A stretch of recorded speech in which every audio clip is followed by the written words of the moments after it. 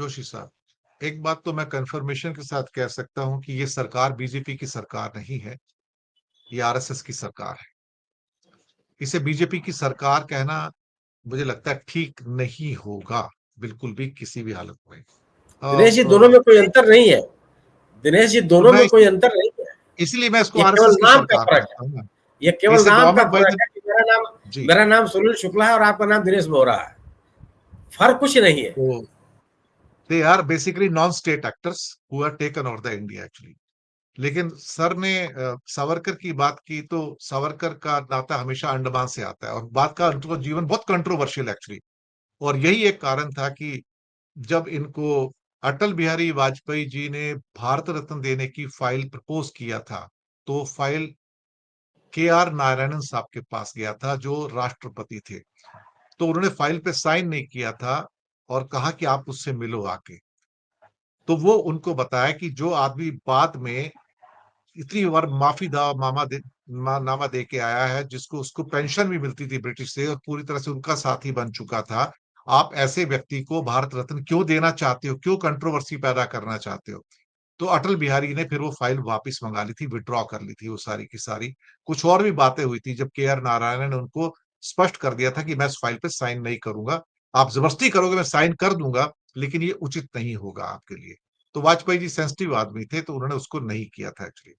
और वो जहां उसका एक अच्छा इतिहास है सावरकर का, वही एक शर्मनाक इतिहास भी उनका है, इसमें कोई शक वाली बात नहीं। जैसे मैंने शुरुआत में कहा ना कि दो गवाह और आ जाते ना जो मुंबई से आने वाले थे गवाही के अंदर, तो सावरकर का नाम उन लोगों की लिस्ट में होता था जिन्हें गांधी के हत्याकांड में जेल के अंदर डाला गया था या फांसी पर चढ़ाया गया था।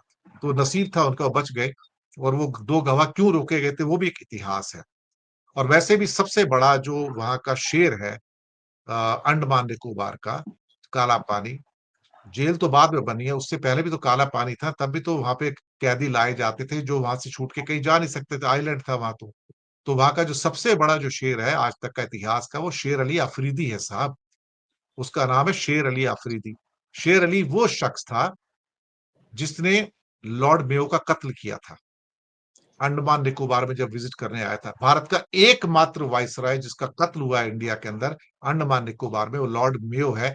और लॉर्ड मेयो को मारने वाला था शेर अली अफरीदी, उसको फांसी चढ़ी थी, उसने माफी नहीं मांगी थी। सिर्फ 3 लोगों ने वहां पर माफी मांगी, 173 लोगों को शायद फांसी लगी है अंडमान के अंदर, टोटल मिला के मैं आपको बताऊं। उन 173 लोगों में 3 आदमियों ने सिर्फ आज तक इतिहास में सो कॉल्ड, जिसे क्या कहते हैं ना कि माफी मांगी। उनमें से 2 सावरकर ब्रदर्स हैं और एक ब्रायन घोष है। ये 2 ही शख्स हैं जिन्होंने माफी मांगी। बाकी जो 173 लोग फांसी पे चढ़ गए, जिनमें से अधिकतर बंगाली थे, करीब 70%, बाकी बचे हुए पंजाबी थे और बहुत छोटी सी गिनती अन्य राज्यों की, 2-2 3-3 की है टोटल। उन्होंने माफी नहीं मांगी थी, वो हंसते हंसते फांसी पे चढ़ गए थे। जो फांसी पे चढ़ गए उसके ऊपर हम सावरकर को रखते हैं जिसने माफी मांगी थी। तो आप समझ सकते हैं। और जो आरएसएस के साथ उसका जो इतिहास है, सावरकर के साथ का भी, वो भी सबको पता है इनडायरेक्ट कनेक्शंस क्या है, मुझे कहने की जरूरत नहीं है। लेकिन जो विषय है उस पर आते हुए, आजादी से पहले का हो या बाद का हो, आरएसएस का इतिहास तो लज्जाजनक है, था, है और रहेगा। जी दिनेश जी, जो हमारे आरएसएस हम बोलते हैं तो राष्ट्रीय स्वयंसेवक संघ की एक छवि उभर कर आती है। जैसे दिनेश जी का नाम लो या सुनील जी का नाम लो या दुबे जी का नाम लो तो एक पर्सनालिटी सामने आती है।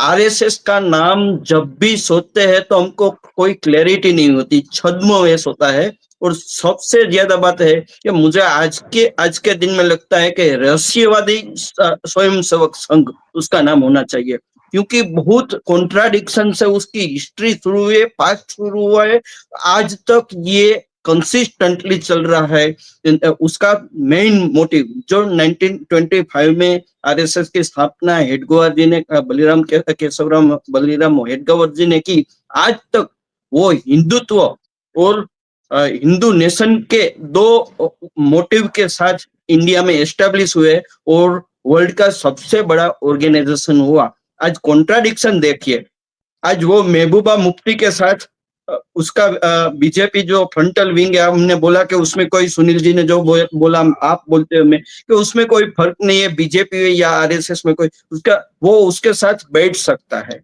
अलगतावादियों के साथ बैठ सकता है, आज उमर अब्दुल्ला के साथ बैठ सकता है, वो ईदी के दिन वो हमारा प्राइम मिनिस्टर है, वो ईदी भी बांट सकता है।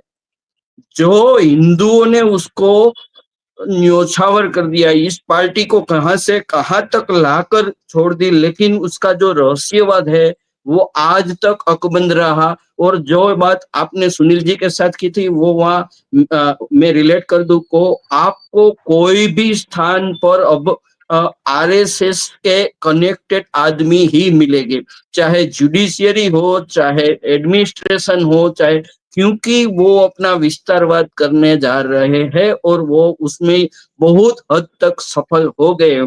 असफल हुई है तो भारत की जनता हुई है। एक अब बीजेपी ने जो एजेंडा राम मंदिर से चलाया, वो हिंदुत्व का एजेंडा चलाया। आज हिंदुत्व खुद शेडो हिंदुइज्म हो गया है इंडिया में, क्योंकि हिंदुओं का भी नहीं सुनते। अब लद्दाख में कौन लोग थे, लद्दाख में क्या हुआ था? कल तक जो आपके लोग कहते थे कि वांगचुक तो इंडियन है और वो नेशनलिस्ट है, वो आज वो दुश्मन हो गए आपका, क्योंकि आपकी चैलेंज की उसने, आपको चैलेंज की, आपकी विचारधारा को चैलेंज की, आपकी ऑटोक्रेसी को चैलेंज की है। और उसने क्या मांग लिया? उसने सिर्फ स्टेट मांगा है। तो यहाँ कोई भी अपनी विचारधारा का न हो, वो एंटी नेशनल है, वो हमारे विचारधारा के खिलाफ हो जाए तो उसको डिमिट्यूड में लाने का है, उसको कहीं ना कहीं किसी न किसी एजेंसी से द्वारा इन्फ्लुएंस करना है और इन्फ्लुएंस करके उसको बैंड डाउन करना है। ये विचारधारा बहुत ही खतरनाक है और ये मोड पर आ गई है, क्योंकि उसका डेस्परेशन इसके लिए है कि लास्ट पार्लियामेंट्री इलेक्शन में उसकी बैठक वो 400 का क्लेम कर रहा था और 240 से आकर रह गई। तो बीजेपी का डिक्लाइन होगा तो जो सर ने बोला ने, आरएसएस का अल्टीमेटली डिक्लाइन होगा। तो इसके लिए ये डेस्परेशन है और मैं सोचता हूँ कि बीजेपी और आरएसएस के लिए ये बहुत ही चैलेंजिंग पीरियड आ गया है। और जो रोलिंग स्टोन है ने, वो नीचे गिरता है ने, तो उसको जल्दी से कोई रोक नहीं सकता। ये रोलिंग स्टोन की पोजीशन में आ गया है। 100 साल पुराना संगठन इतना डेस्परेट मैंने कभी नहीं देखा। दिनेश जी।